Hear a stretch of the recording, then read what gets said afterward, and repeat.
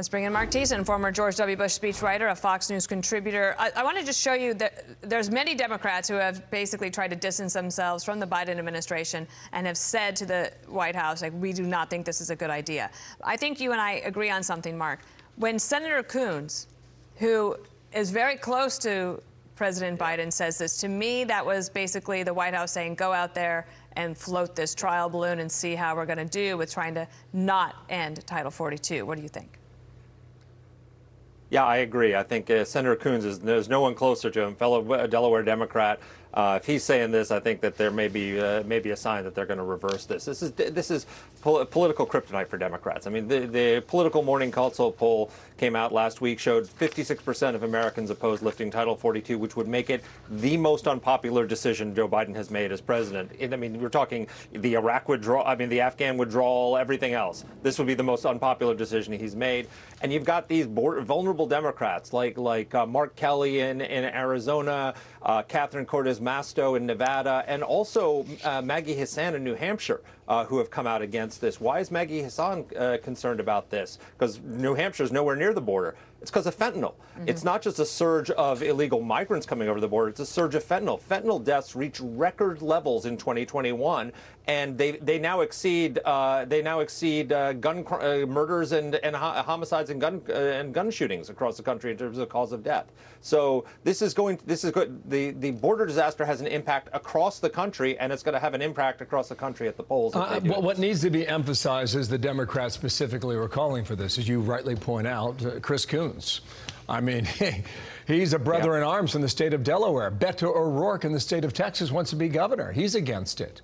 Henry Cuellar has been outspoken about it for some time. Senator Masto in Nevada, I think she's the first Latina the Senate has ever had, and she's against it also. With that as a backdrop, here is Kevin McCarthy with perhaps a line of campaigning for Republicans over the next 6 months before midterms. Watch.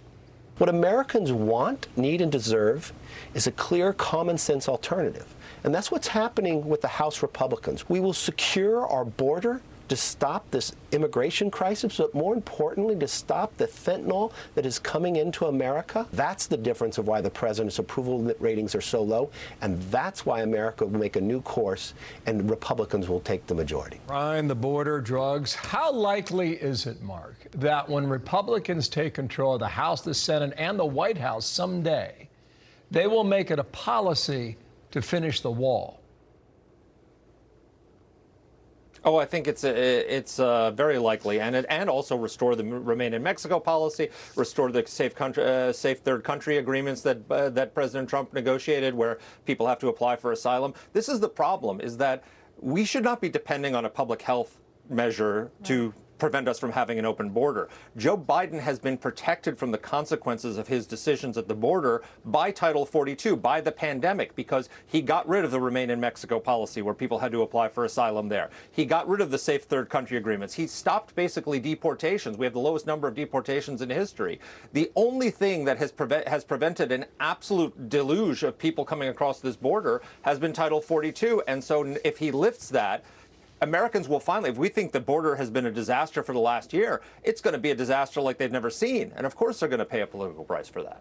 Point being in all that, you can't trust Democrats. I mean, that's the case Republicans are going to make if they control the House, the Senate, and the White House. Mark, nice to see you. Thanks for coming back on a Monday morning.